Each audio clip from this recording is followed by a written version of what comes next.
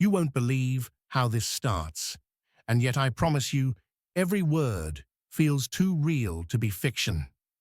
The airport is a pressure cooker. Phoenix Sky Harbor on a weekday morning is as chaotic as you can get without calling it warfare. Glass doors, uniformed staff, digital displays flashing flights in and out.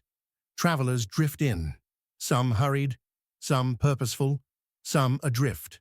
Luggage wheels click, voices rise and fall, announcements hiss through loudspeakers like angry whispers. In that sea of people was Melissa Carter, calm, quiet, professional. Her shoulders squared beneath a dark blazer, her pace steady.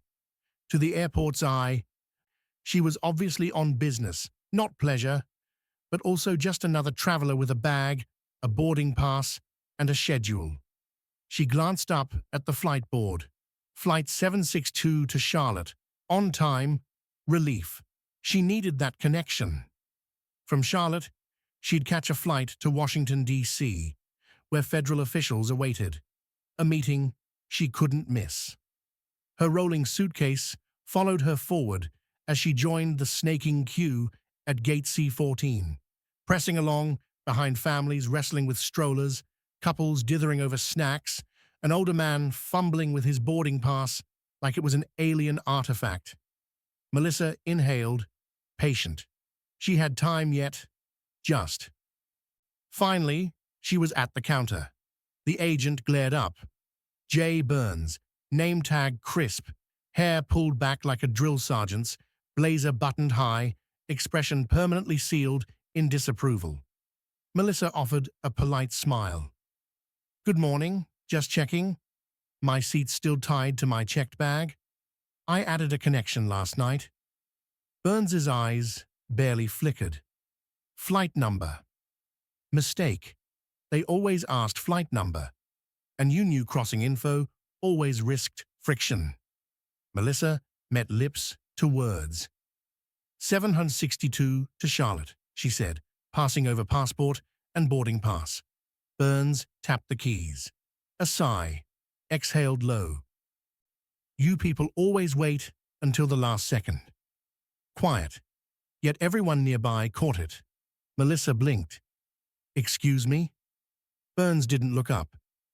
"You always wait until the last second to ask things like this. Slows everything down."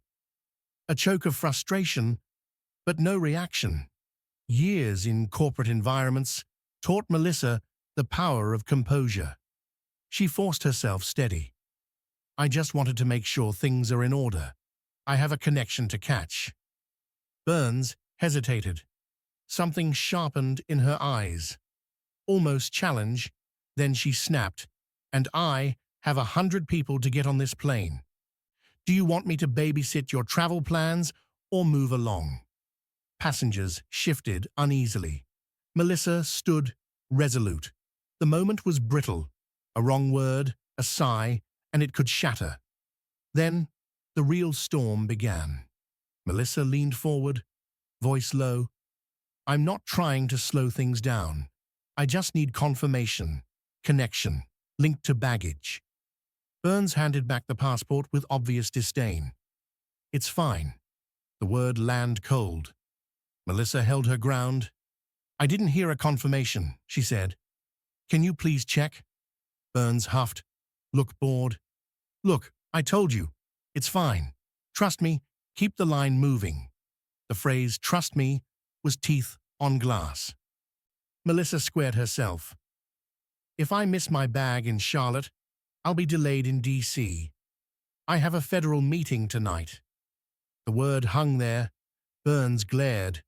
Then she leaned close. "You people," she spat, "come through here thinking you're the most important person in the room. Guess what? You're not. You're just another traveler." Heads turned. The hum dimmed. Melissa stayed calm. "I didn't say I'm more important. I said I'm entitled, as a paying passenger, to know my flight and bag are connected." Burns laughed short, venomous. "Entitled?" She paused, gaze sharp. "Oh, you're definitely entitled." Melissa held her ground. I'm asking for professionalism. Do your job, and I'll step aside. For a split heartbeat, something like surprise flickered in Burns's eyes. In response, Burns snatched up Melissa's passport, a motion sharp enough to jolt nearby passengers. Phones started to rise. Burns leaned closer. Professionalism? Let me show you how we handle difficult passengers. A hush fell. Melissa's pulse thundered in her ears. That passport, navy blue, pages inside, was her identity, her ability to travel, to access the work waiting in D.C. Hand it back, she said evenly. Burns smirked. You don't give me orders. I'm in charge. Melissa met her head on. You're in charge of checking tickets, Burns sneered. That's it, and I don't answer to your passport or your itinerary. Around them, people watched, phones recording. You wanted everyone here to see me as the problem, Melissa said, but they're seeing the truth. Burns leaned in, voice low, toxic. Think these people are on your side? Wait till you miss your flight. Nobody will care. Eyes darted across the waiting area.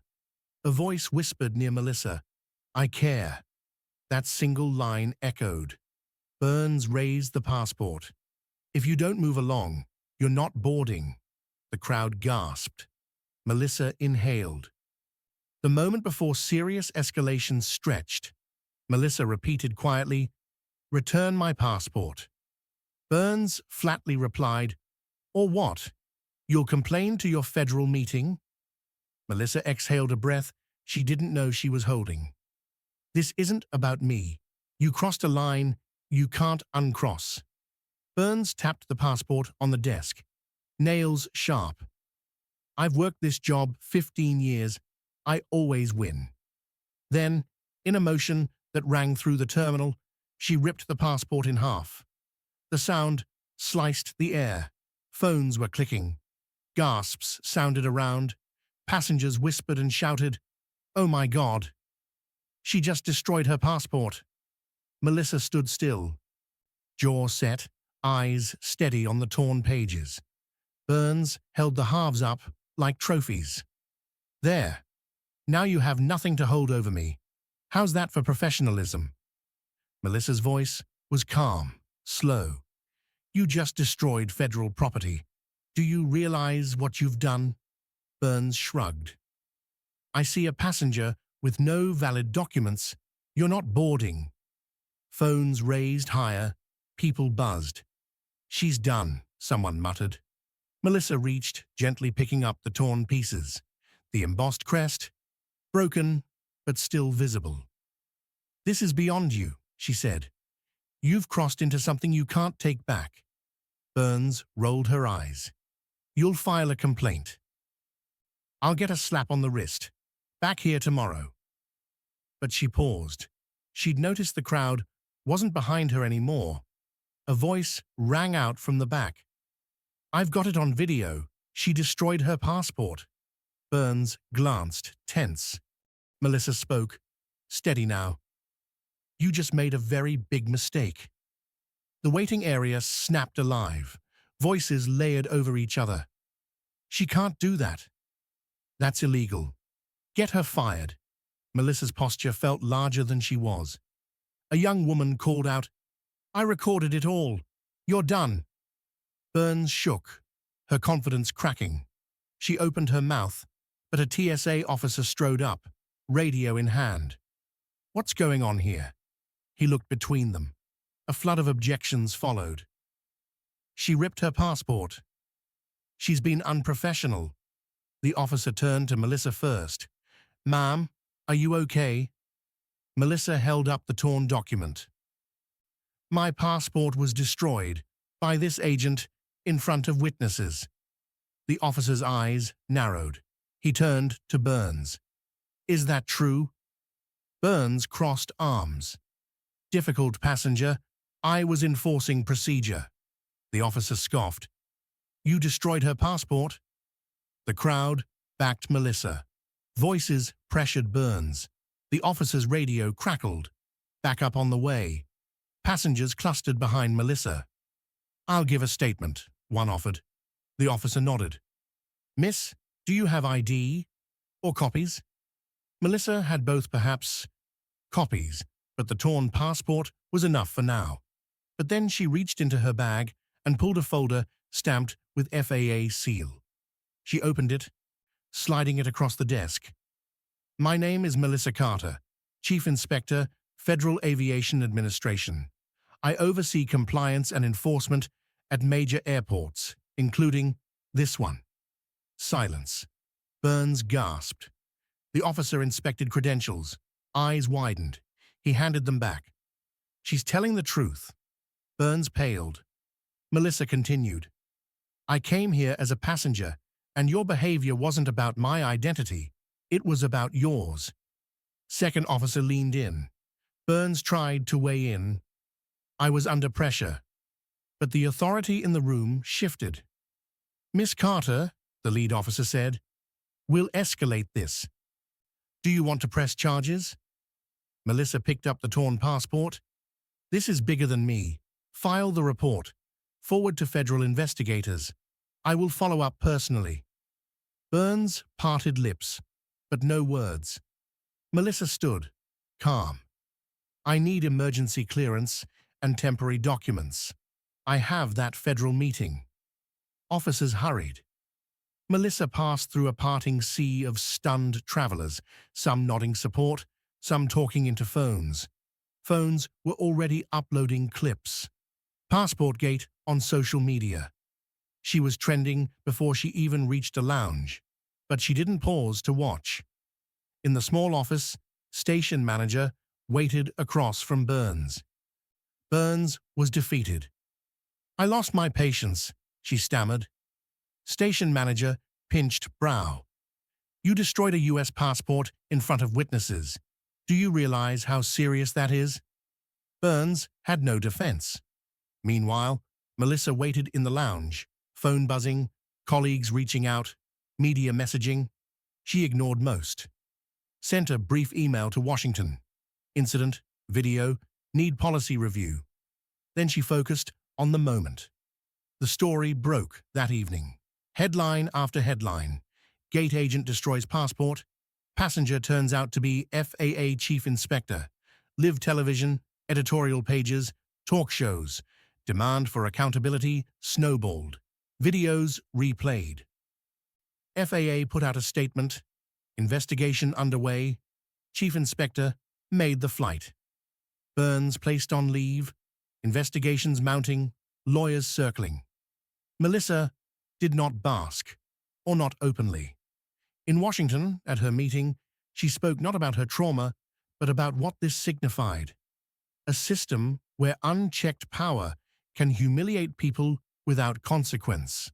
Not just a story about her, but about dignity. Policy meetings followed.